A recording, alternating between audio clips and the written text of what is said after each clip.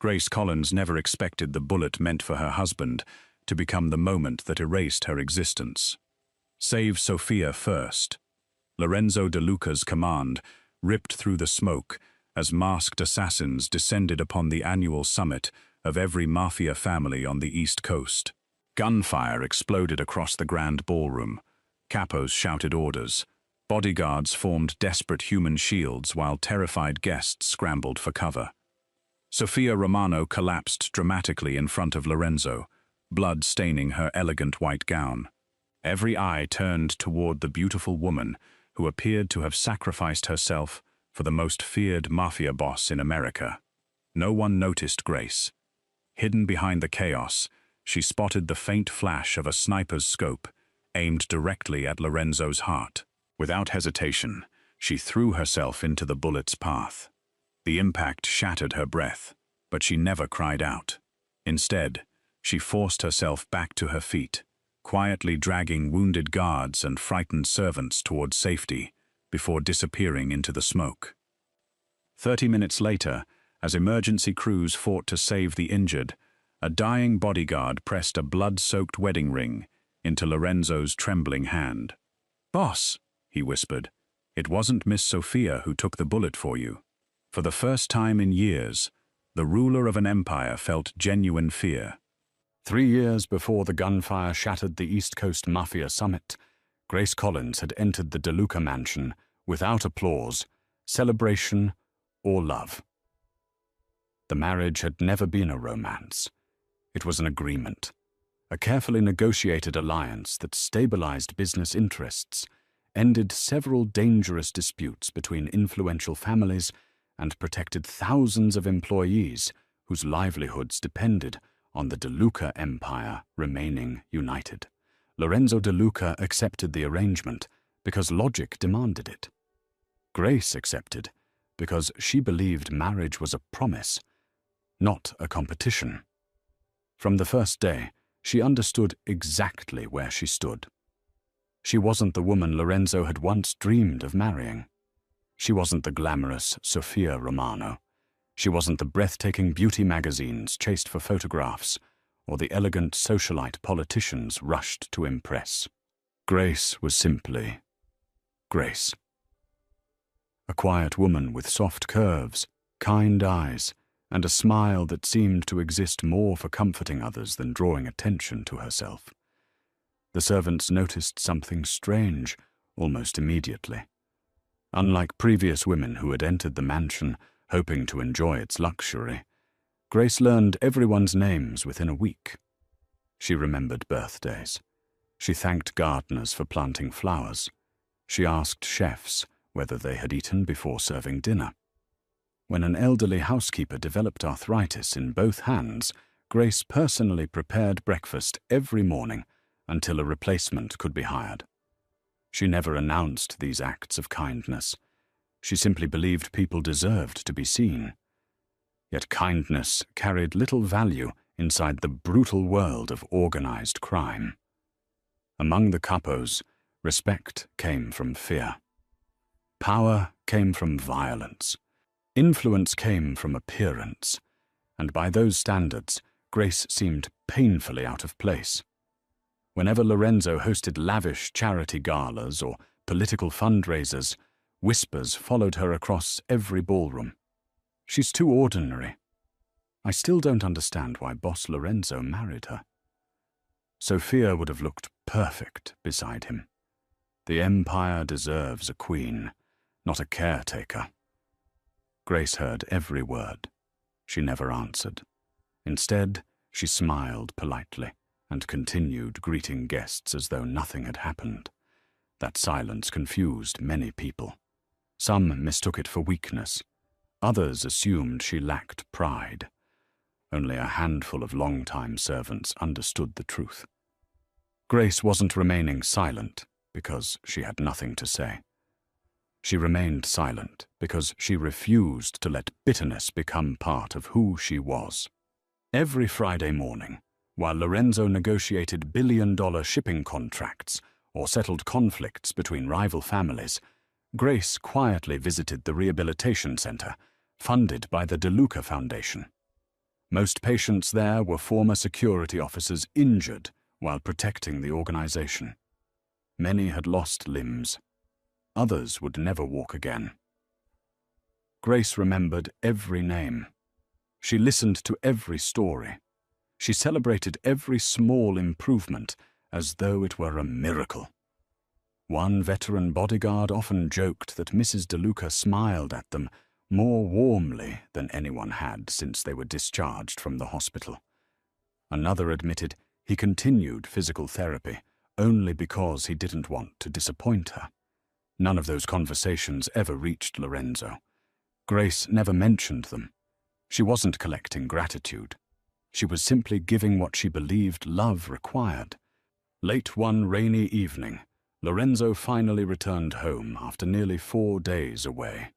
His tailored black suit was stained with dust from construction sites and smoke from abandoned warehouses where tense negotiations had nearly become wars.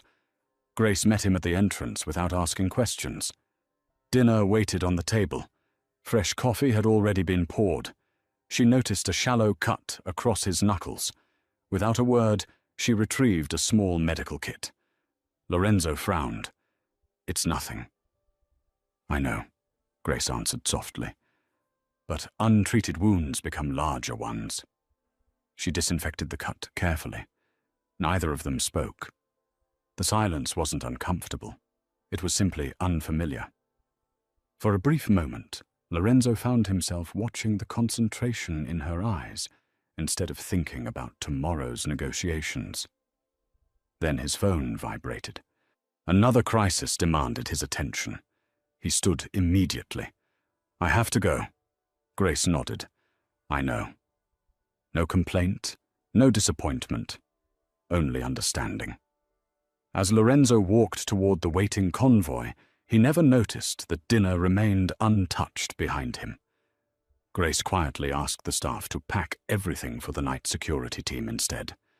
Food should never be wasted, especially not when someone else could use it.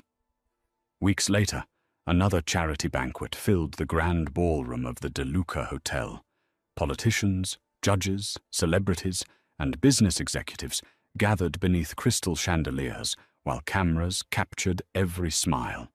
Grace moved through the room, greeting guests with effortless warmth. Across the ballroom, however, she overheard 2 influential women laughing. If Lorenzo had married Sophia, they would have looked like royalty. One of them glanced toward Grace before adding with a smirk, "Instead, he married Charity." The women laughed. Grace paused for only a second. Then she continued walking. No anger, no tears, no confrontation, only quiet dignity. High above the ballroom, Lorenzo happened to witness the exchange from a private balcony. He saw the laughter. He saw Grace hear every cruel word. He saw her choose kindness anyway. For reasons he couldn't explain, an unfamiliar feeling settled in his chest. Not guilt, not admiration. Something quieter, something he didn't yet understand. Before he could think further, his chief advisor approached with urgent news. There has been movement from the Romano family. At the mention of that surname, Lorenzo's expression hardened. Sophia Romano, the woman he hadn't seen in 3 years, had just returned to New York. Sophia Romano returned to New York as though she had never truly left. She didn't announce her arrival. She didn't ask for forgiveness. She simply appeared. The first invitation arrived on Lorenzo's desk 3 days later, a charity auction jointly organized by several influential families. Refusing to attend would insult powerful allies, so Lorenzo accepted without hesitation. Grace accompanied him, just as she always did. The ballroom shimmered beneath golden chandeliers, its polished marble floors reflecting the wealth of America's most dangerous elite. Politicians exchanged smiles with judges. Billionaires toasted beside mafia capos. Every conversation carried hidden motives. Grace wore a simple midnight blue gown, elegant, modest. She never tried to outshine anyone. When Lorenzo entered, Cameras flashed from every direction. Seconds later, another wave of whispers spread across the room. Sophia had arrived. She descended the grand staircase, wearing a silver evening dress that seemed designed to command every pair of eyes in the room. Her smile was flawless, her confidence effortless. She greeted senators by name. She embraced old family friends. Even veteran capos who rarely smiled welcomed her warmly. It was as if the past had returned, wearing expensive perfume. Grace noticed Lorenzo glance toward Sophia for only a moment.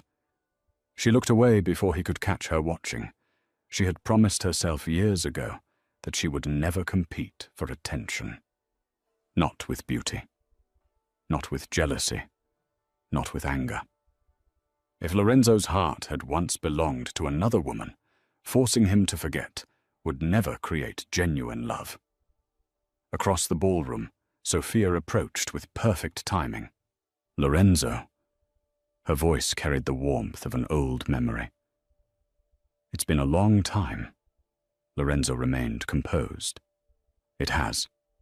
Sophia smiled before turning toward Grace. And you must be Grace. Her expression radiated kindness, at least on the surface. I've heard wonderful things about your charity work. Grace returned the smile politely. Thank you. I only try to help where I can. Sophia reached out and briefly squeezed Grace's hand. I hope we'll become friends. The surrounding guests exchanged approving glances. How graceful, how mature, how generous. No one saw the brief satisfaction hidden behind Sophia's eyes. That evening became the beginning of a carefully planned performance. Over the following weeks, Sophia seemed to appear everywhere Lorenzo happened to be. Business galas, political fundraisers, hospital charity visits, cultural events. She never forced conversations. She never demanded attention. She simply arrived at exactly the right moment. If Lorenzo gave a speech, she applauded first. If photographers gathered, she somehow stood within the frame. If reporters asked difficult questions, she answered with elegant diplomacy before anyone else could. Soon newspapers began publishing photographs that unsettled Grace more than she wished to admit.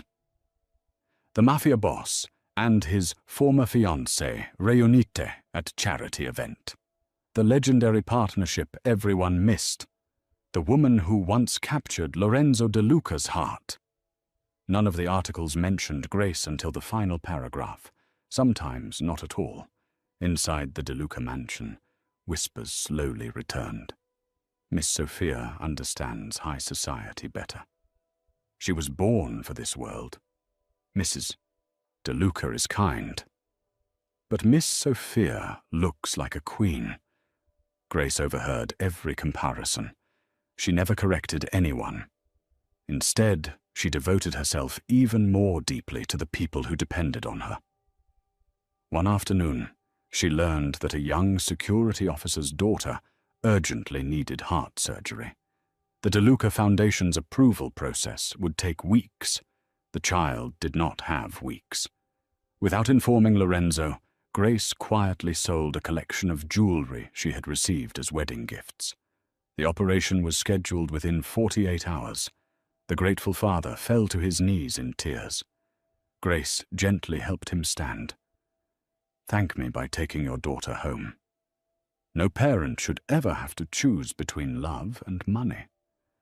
The man never forgot those words. Neither did the hospital staff. Yet once again, Grace never told Lorenzo.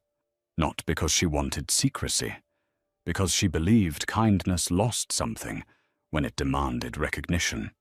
Meanwhile, Sophia's influence continued growing.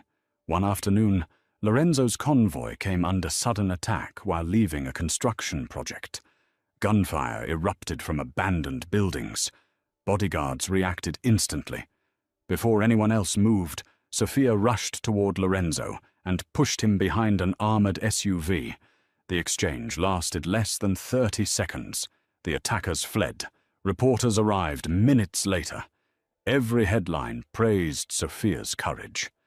Former fiancé risks her life to protect mafia boss. Television stations replayed the footage for days. No one questioned why photographers had somehow been present before the shooting even began. No one noticed that Sophia had moved only after Lorenzo's security team had already formed a protective shield. Only Grace frowned. Not from jealousy, from instinct. Something about the timing felt rehearsed. Late that evening, Lorenzo returned home exhausted. Grace waited with dinner already prepared. He noticed her studying him. "You seem worried." Grace hesitated.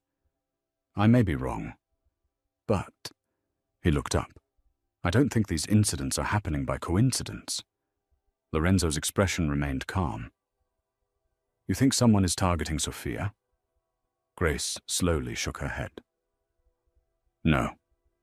I think someone wants everyone to believe she's saving you." The room fell silent. Lorenzo considered her words for several seconds before speaking. "You're overthinking this." Perhaps she was. Grace lowered her eyes. "I'm sorry." He returned to reading intelligence reports. She quietly cleared the untouched dinner from the table. Outside, rain tapped softly against the mansion windows. Far across the city, inside a luxury penthouse overlooking Manhattan, Sophia poured 2 glasses of expensive wine. Across from her sat Dante Moretti, one of the most ruthless mafia bosses on the East Coast. He studied the newest newspaper spread across the table. Lorenzo, Sophia, standing side by side beneath flashing cameras, exactly as planned. Dante smiled slowly. "He's starting to see what we want him to see." Sophia lifted her glass. "And Grace?" Dante chuckled. "The quiet ones are always the easiest to erase." Neither of them realized that Grace Collins would soon become the one person capable of destroying everything they had spent months building. The annual East Coast Mafia Summit had survived wars, betrayals, federal investigations, and countless assassination attempts. For more than 40 years, no enemy had dared attack it directly, until tonight. The DeLuca Grand Convention Hall stood beneath a sky heavy with storm clouds, surrounded by armored vehicles, rooftop snipers, bomb detection teams, and nearly 500 armed security officers. Every major mafia family had sent representatives. Powerful politicians mingled discreetly with shipping magnates and influential businessmen, pretending they were attending nothing more than another charity gala. To outsiders, it looked elegant. To those who understood the underworld, it was the closest thing America had to a royal court. Lorenzo DeLuca entered the ballroom exactly at 8 o'clock. The room instinctively fell silent. He acknowledged the guests with a calm nod before taking his place near the center of the hall. Grace followed several steps behind. Not because Lorenzo demanded it, because she never wanted to stand where she didn't belong. As always, she smiled warmly at the waiters carrying silver trays through the crowd. She noticed a young waitress whose trembling hands nearly dropped a tray of champagne. Grace gently steadied it. "Slow down," she whispered with an encouraging smile. "Nobody remembers a delayed drink. They remember kindness." The young woman exhaled in relief. "Thank you, Mrs. DeLuca." Nearby, several veteran bodyguards exchanged quiet smiles. She had done it again. Calmed another frightened employee without asking for recognition. At the opposite end of the ballroom, Sophia Romano made her entrance. Every camera pivoted toward her. Every conversation paused. She wore a breathtaking crimson gown that captured every flash of light. When she approached Lorenzo, photographers eagerly gathered around them. Grace quietly stepped aside before anyone asked. She had grown accustomed to disappearing. The evening unfolded exactly as expected. Political speeches, business agreements, champagne toasts, measured smiles hiding dangerous intentions. Yet beneath the polished elegance, something felt wrong. Grace noticed one of the musicians briefly adjusting an earpiece. A waiter carrying wine never served a single guest. Two security officers she had never seen before exchanged subtle hand signals near the eastern exit. None of those details alone seemed alarming. Together, they formed a pattern. Her heartbeat quickened. She slowly moved closer to Lorenzo. Across the ballroom, hidden inside a maintenance corridor, a masked man assembled a precision rifle. His breathing remained perfectly steady. Through the scope, Lorenzo's forehead rested inside the crosshairs. Another voice crackled through the assassin's earpiece. "Begin." The ballroom exploded. Glass shattered. Automatic gunfire tore through crystal chandeliers. Guests screamed as bullets ripped across marble columns. Tables overturned. Bodyguards rushed toward their assigned protectees, while smoke grenades filled the enormous hall with blinding gray clouds. Within seconds, the summit became a battlefield. Protect the boss. Dozens of DeLuca guards formed defensive positions. Lorenzo immediately reached for his concealed weapon. "Get everyone out!" His voice cut through the chaos. Grace searched the room instead of running. Her eyes instinctively followed movement. Doorways, balconies, windows. Then she saw it. High above the ballroom, a faint reflection. A sniper. The rifle wasn't aimed randomly. It was aimed directly at Lorenzo. Everything around her seemed to slow. She saw Lorenzo turning toward another burst of gunfire. She saw the sniper's finger tightening around the trigger. She saw Sophia several meters away, perfectly safe.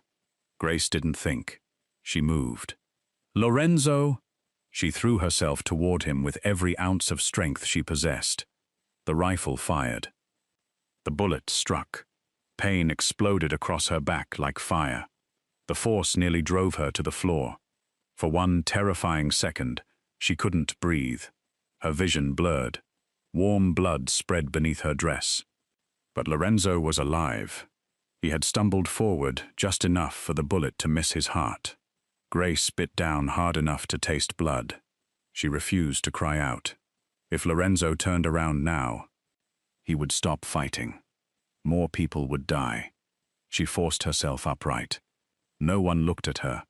Everyone's attention had already shifted elsewhere. Sophia suddenly screamed. "Lorenzo!" She stumbled dramatically into the open, collapsing onto the polished marble floor as crimson blood spread across her gown. Photographers, security officers, capos. Everyone rushed toward her. "Miss Sophia! Protect her. She's been shot." Lorenzo instinctively turned. "Sophia!" He sprinted through the smoke toward his former fiancée. Grace watched him disappear into the crowd. For a single heartbeat, a quiet sadness crossed her face. Not because he had chosen another woman, because she realized he never knew she had chosen him. Then she pushed the thought away. There were still people to save. A section of the ballroom ceiling collapsed. Several catering staff became trapped beneath heavy beams. Ignoring the blood soaking through her own clothing, Grace ran toward them. "Help me!" She lifted splintered wood alongside two injured guards. One frightened waitress remained frozen beside the fire. Grace wrapped both arms around the young woman. "Look at me. Breathe. We're leaving together." The terrified employee nodded through tears. Grace led her toward an emergency exit while supporting an elderly servant whose leg had been shattered by falling debris. Every step sent unbearable pain through her wounded back. Still, she kept walking. Across the ballroom, Lorenzo reached Sophia. She clung weakly to his arm. "I tried to protect you." Blood covered her hands. Her breathing sounded ragged. Lorenzo held her tightly. "Stay with me. You're going to be all right." Neither of them noticed that the blood staining Sophia's dress came almost entirely from another wounded guard she had fallen beside. Meanwhile, Grace quietly disappeared into the smoke-filled service corridor with the last group of terrified employees. No applause, no witnesses, no cameras, only silence. At the end of the empty hallway, once everyone else had escaped, her knees finally gave way. She collapsed against the cold concrete wall, one trembling hand pressed against the wound in her back. Dark blood pooled beneath her. Her wedding ring caught the dim emergency lights as consciousness slowly slipped away.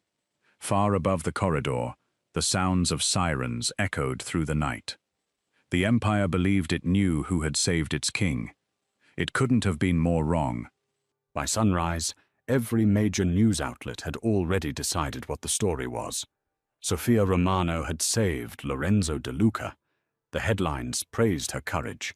Television commentators called her the woman who willingly stood between death and the most powerful mafia boss on the East Coast. Social media flooded with admiration. Photographs of Lorenzo carrying Sofia toward an ambulance spread across every screen. No one asked about Grace Collins. In most reports, she wasn't mentioned at all. If she appeared, it was only as a single line. Mrs. De Luca was safely evacuated during the attack. The irony was almost unbearable. The woman who had nearly died protecting an empire had become invisible. Lorenzo had not slept for 36 hours. His command center inside the De Luca headquarters resembled a war room. Maps covered the walls. Security footage streamed across dozens of monitors. Every captain demanded revenge. Every advisor wanted answers. 3 senior capos stood around the conference table. This was Moretti. No one else has the resources. We should retaliate immediately. Lorenzo listened without speaking. His thoughts remained elsewhere. Something felt wrong. He had survived dozens of assassination attempts during his rise to power. His instincts had never failed him. Yet this time, the pieces refused to fit together. Sofia's injuries had been surprisingly minor. The attackers seemed strangely prepared. Too many cameras had arrived too quickly. Too many events had unfolded almost perfectly. Still, he had no evidence, only instinct. Several floors below, Grace finally regained consciousness. White hospital lights blurred above her. Every breath sent unbearable pain across her back. A doctor immediately noticed her open eyes. "Mrs. De Luca, you were lucky." Grace smiled faintly. "I don't feel very lucky." The doctor returned the smile. "The bullet missed your spine by less than an inch. You lost an enormous amount of blood. You should still be unconscious." Grace's first question surprised everyone. "How many survived?" The doctor blinked. "You mean the employees, the guards, the guests? How many?" The physician looked down at the chart. "Almost everyone. Thanks largely to whoever kept leading people through the service corridors." Grace quietly closed her eyes. "Good." She never said another word. She never mentioned the sniper. She never mentioned Lorenzo. She never claimed what she had done.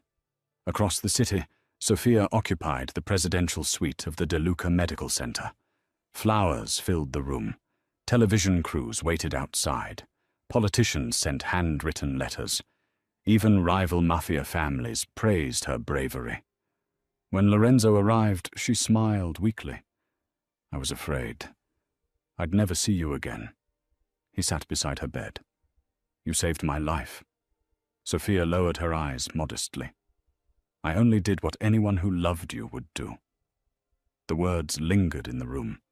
Lorenzo didn't answer. He simply thanked her before leaving. As soon as the door closed, Sofia's exhausted smile disappeared. She picked up a secure satellite phone hidden beneath her blanket. One call. One sentence. It worked. Far away. Dante Moretti smiled. "Excellent. Now comes the easy part." That same evening, inside the intensive care wing, A nurse hurried toward Lorenzo's security detail. "Boss, one of your bodyguards just woke up." Lorenzo immediately changed direction. The veteran guard barely looked alive. Machines breathed for him. Bandages covered nearly half his body. Yet the moment Lorenzo entered, the wounded man struggled to lift his hand. "Boss," Lorenzo stepped closer. "Don't speak. Save your strength." The guard slowly shook his head. "No. Before. I forget." With trembling fingers, he reached beneath the hospital blanket. He removed a crushed digital security recorder. Its casing had been pierced by shrapnel. Blood still stained the cracked surface. "I found this." Lorenzo accepted the damaged device. "What is it?" "Hallway. Camera." The bodyguard's breathing became weaker. Then he looked directly into Lorenzo's eyes. "Boss, it wasn't Miss Sophia who took the bullet." Silence. Absolute silence. The machines continued their steady rhythm. No one in the room moved. For several seconds, Lorenzo simply stared at the dying guard. "What did you say?" The bodyguard swallowed painfully. "It was Mrs. Grace." Those 3 words struck harder than any bullet. Within minutes, the damaged recorder had been connected to the DeLuca Intelligence Laboratory. Engineers recovered fragments of corrupted footage. The video flickered, skipped, recovered, then stabilized. The entire command room fell silent. Every advisor watched. Every capo stood frozen. Frame by frame, the truth unfolded. Lorenzo appeared in the center of the ballroom. The sniper aimed. Grace saw him first. Without hesitation, she ran. She pushed Lorenzo forward. The bullet struck her back. She staggered, but never cried out. Seconds later, Sophia deliberately moved into the open. She fell beside another wounded guard. Blood from the dying man spread across her elegant dress. From a distance, it looked exactly as though she had been shot protecting Lorenzo. The deception was flawless. The footage continued. Grace ignored her own wound. She carried an injured waiter, then a frightened waitress, then 2 wounded guards, then an elderly servant trapped beneath burning debris. Each rescue left a trail of blood behind her. Finally, she reached an abandoned service corridor. She looked back one last time toward the ballroom, toward Lorenzo. A faint smile crossed her face. Not because he had seen her, because he was alive. Then she collapsed alone. No witnesses, no applause, no recognition. The screen went black. No one spoke. The silence inside the command center became suffocating. Several veteran capos lowered their heads. One elderly advisor quietly removed his glasses. Another covered his face. Lorenzo remained standing before the frozen screen. His expression never changed, yet something inside him shattered. For the first time in years, the man feared by every mafia family in America could no longer bear looking at himself. The recording ended. No one in the command center dared to breathe. Lorenzo stood motionless, his eyes fixed on the frozen image of Grace collapsing alone in the abandoned corridor. The silence felt heavier than every gun battle he had ever survived. For 3 years, she had stood beside him without asking for recognition. For 3 years, he had mistaken quiet devotion for ordinary existence. And on the night she nearly died to save his life, he had run to another woman. The realization hollowed him from the inside, not because the empire had been deceived, because he had. By his own blindness, without a word, Lorenzo walked out of the room. No one stopped him. No one knew what to say to the man who had finally discovered the greatest betrayal had not been committed against his empire. It had been committed against the woman who loved him most. Before sunrise, another message arrived. Not from an ally, Not from the police, from Dante Moretti. Only 2 sentences appeared on Lorenzo's encrypted phone. I have your wife. You chose the wrong woman once. Choose carefully this time. Attached was a live video. Grace sat tied to a steel chair inside an abandoned shipping warehouse. Her face was pale. Her back remained heavily bandaged. She had barely recovered from surgery. Yet she refused to lower her head. Around her stood dozens of armed mercenaries. Explosive charges lined the steel pillars supporting the warehouse. Behind them, nearly 40 innocent hostages knelt with their hands bound. Warehouse workers, truck drivers, cleaning staff, people who had nothing to do with mafia wars. Dante smiled into the camera. I've always admired your leadership, Lorenzo. So today, I'm giving you a choice. The Empire or your wife. The transmission ended. Within minutes, the DeLuca Council assembled. Senior advisors argued over one another. It's a trap. He wants to eliminate you. If you go alone, he'll kill you. We mobilize every family. We surround the docks. We protect the boss. Lorenzo listened quietly, then asked one question. How long before those explosives detonate? His intelligence chief answered. Less than 1 hour. The room became tense. One elderly capo spoke carefully.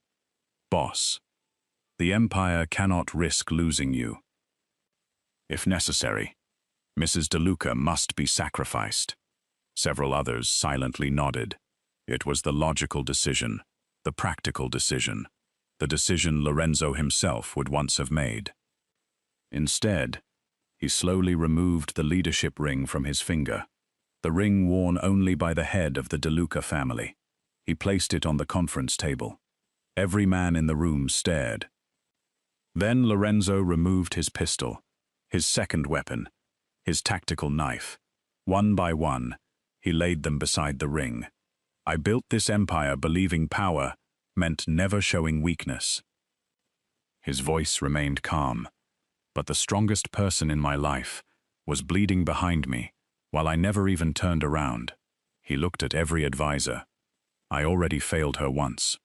A long silence followed. I won't fail her twice. Without waiting for permission, he walked toward the exit. Alone. The abandoned warehouse stood beside an empty harbor. Wind howled through rusted shipping containers. Floodlights illuminated the entrance. Hundreds of Moretti gunmen waited. Lorenzo arrived exactly as instructed. No bodyguards, no convoy, no sniper support, only himself. Dante stepped forward, laughing. I honestly didn't think you'd come. Lorenzo continued walking. I said I'd come. You wanted me. I'm here. Dante gestured toward Grace. Interesting. You abandoned your empire for one woman. Lorenzo looked only at Grace. Their eyes met for the first time since the summit. She immediately noticed something different. Not in his clothes. Not in his posture. In his eyes. The arrogance had disappeared. Only regret remained. Dante smiled. One last chance. Kneel. Swear loyalty to me. I might let her live. Lorenzo never hesitated. He dropped to one knee. Then both. The most feared mafia boss on the East Coast knelt before his greatest enemy. Gasps echoed through the warehouse. Even Dante looked surprised. You would really do this? Lorenzo answered quietly. I should have knelt much sooner. Grace felt tears fill her eyes, not because he had surrendered, because for the first time, he truly saw her. Dante slowly raised his pistol. What a touching ending. He aimed directly at Lorenzo's head. Goodbye. At that exact moment, Grace noticed something attached beneath the steel platform above them. Rows of military explosives. The trigger wire disappeared behind Dante's men. Her heart stopped. If Dante fired now, the explosives would detonate. Everyone inside the warehouse would die. including the innocent hostages. Grace didn't think. She threw herself sideways with all the strength she had left. The damaged chair crashed against the concrete. The impact snapped one of the restraints around her wrist. Ignoring the agony tearing through her healing wound, she screamed with every ounce of air left in her lungs. "Lorenzo! The explosives!" Instinct took over. Lorenzo lunged toward Dante. The pistol discharged. Chaos erupted. Mercenaries opened fire. Hostages scattered. Explosions ripped through the outer walls as damaged fuel tanks ignited. Steel beams collapsed. Smoke swallowed the warehouse. Grace crawled toward the manual detonator, mounted beside a support column. A wounded guard tried to stop her. "You'll die!" She looked at him with quiet determination. Then help everyone else. With trembling hands, she tore the ignition cable free. The primary explosives failed. Only secondary charges detonated. The blast shattered windows across the harbor, but spared the warehouse from total collapse. Lorenzo fought through the smoke toward Grace. He caught her just before another collapsing beam struck the ground. For a brief moment, neither of them spoke. He simply held her, as though letting go would erase the second chance life had somehow given him. Around them, surviving DeLuca reinforcements stormed the warehouse after tracing Lorenzo's location. Dante's empire began collapsing in real time. Meanwhile, intelligence officers broadcast the recovered security footage from the summit to every Mafia family present at the operation. The evidence was undeniable. Sophia's deception, Dante's conspiracy, Grace's sacrifice. Every lie unraveled before the eyes of the underworld. The empire that had once ignored the quiet woman now witnessed the truth she had never asked anyone to see. 6 months later, New York had stopped talking about the attack. The fires had been extinguished. The damaged warehouse had been demolished. Dante Moretti's organization no longer existed. His captains had either surrendered, disappeared, or pledged loyalty to other families. The empire he had spent decades building collapsed in less than a month once his conspiracy became public. Sophia Romano's fate proved even more humiliating. The recovered security footage, financial records, encrypted messages, witness testimonies. Together they destroyed every carefully crafted lie she had lived behind. The woman once celebrated as the savior of Lorenzo DeLuca became the face of one of the greatest betrayals in Mafia history. Even the politicians who had once welcomed her refused to speak her name. No one visited her prison cell. No one defended her. Beauty had earned admiration. Truth demanded justice. Grace recovered slowly. The bullet had left scars that would remain for the rest of her life. Some mornings, pain greeted her before sunrise. Simple movements reminded her that healing was never as quick as surviving. Yet she never complained. Instead of hiding inside the DeLuca mansion, she quietly returned to the rehabilitation center she had always loved. The wounded guards welcomed her like family. The nurses cried when she walked through the doors. The young waitress whose life Grace had saved during the summit ran forward and embraced her without warning. "I never got to thank you." Grace smiled gently. "You don't need to. You're alive. That's enough."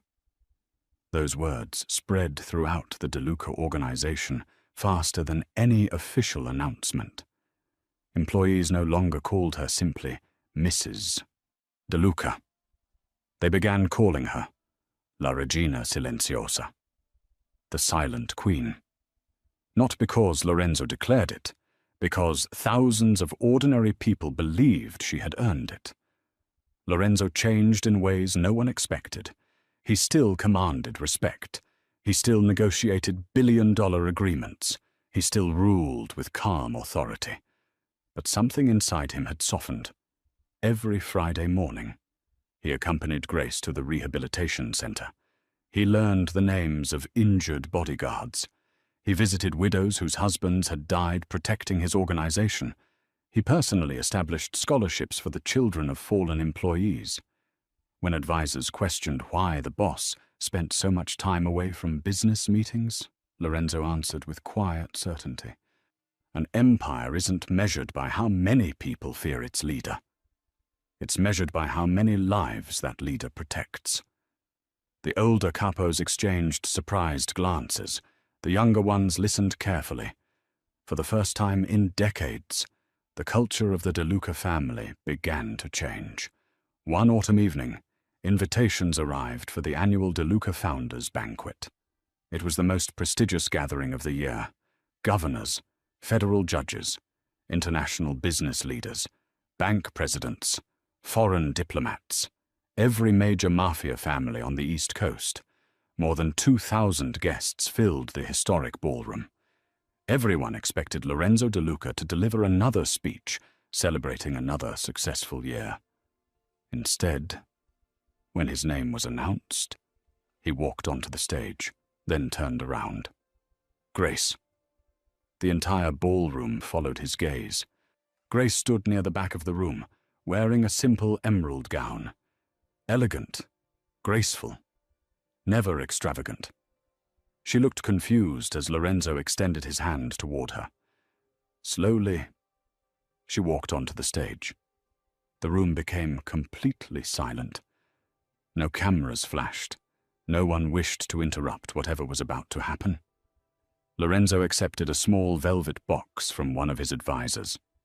Then, before presidents, judges, business titans, and every mafia boss on the East Coast, he lowered himself onto one knee. Thousands of people gasped. Grace's eyes widened. "Lorenzo!" His voice trembled for the first time anyone could remember. 3 years ago, I believed strength looked like beauty. I believed loyalty spoke the loudest. I believed I understood what love was. He paused, struggling to steady his breathing. I was wrong. He looked directly into her eyes. The strongest woman in my life was quietly bleeding while I looked the other way. Silence spread across the ballroom. Several veteran capos lowered their heads. Many remembered the summit. Many remembered believing the same lie. Lorenzo opened the velvet box. Inside rested Grace's wedding ring, restored after being recovered from the blood-soaked floor of the convention hall. With hands that were no longer perfectly steady, he slipped the ring gently back onto her finger. Today, I don't ask you to forgive the mafia boss. He swallowed hard. I ask you to forgive the man who finally learned what love really looks like.